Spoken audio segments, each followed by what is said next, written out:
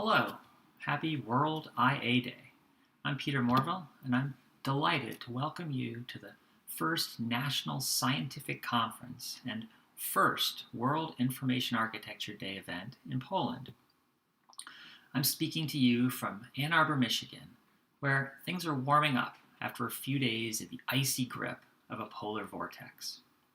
If you listen carefully, you may hear the drip, drip, drip of snow melting into water. It's a hopeful sound, reminding us that spring and summer are on the way. Last year, I visited Poland for the first time. I spent a few lovely days in Krakow at the invitation of Dr. Stanislaw Skorka, who will be speaking to you next.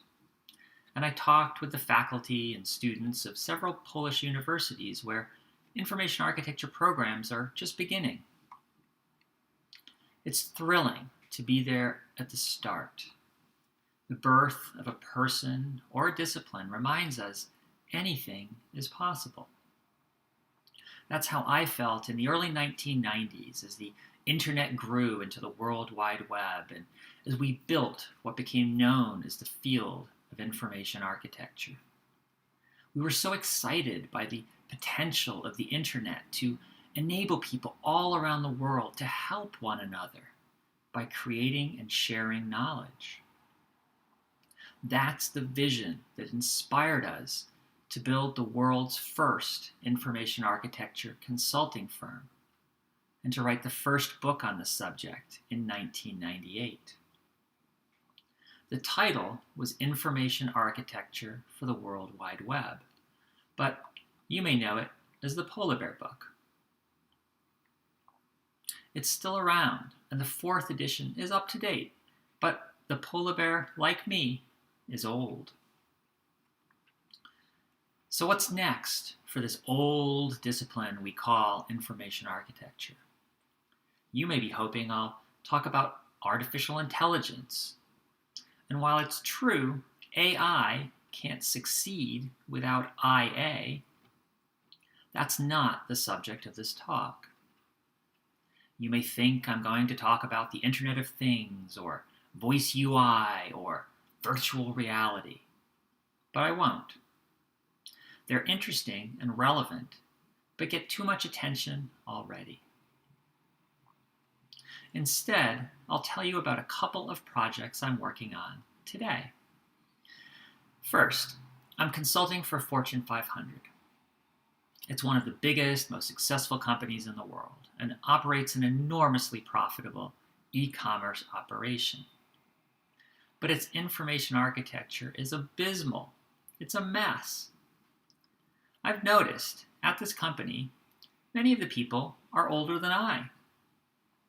They have experience, but they never received an education in information architecture. And that's a problem.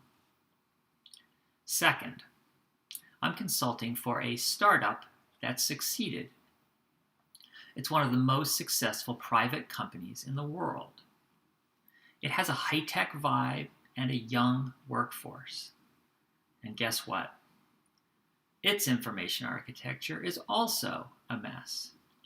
Now, these young clients have all read the Polar Bear book. They have the education, but they suffer due to lack of experience. And that's a problem too. These two companies are different, but have two things in common. Both could benefit from diversity by mixing younger and older staff to fortify education with experience. And both of these companies desperately need help with good old-fashioned information architecture. I've been doing this work for a quarter of a century. But it's crystal clear that even today, even the most successful companies need better structural design. It's clear that to build good digital places and good cross-channel experiences, they must wrangle with taxonomies, metadata, organization, labeling, search, and navigation systems. That is the future of information architecture. Now, I'd like to say a word about the present.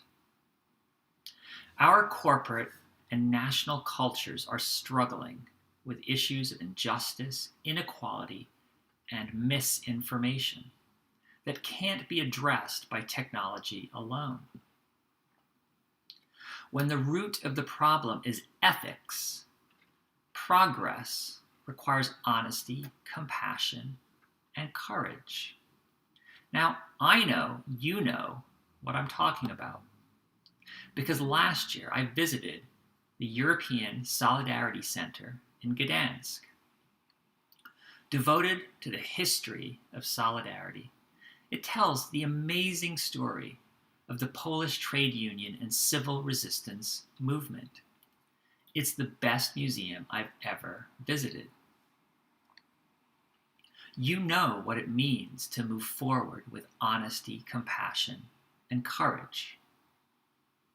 So I hope you're ready to do just that by embracing the challenge of World IA Day 2019 to design for differences in ability and disability, in access to information and technology, in language and cultural understanding, in age, gender, and identity, and in experience. After all, how we classify sentient beings into the categories of us and them lies at the heart of information architecture. So let's all help one another to be better beings and to get better at what we do. Thank you for your attention, and I hope you have a wonderful World IA Day.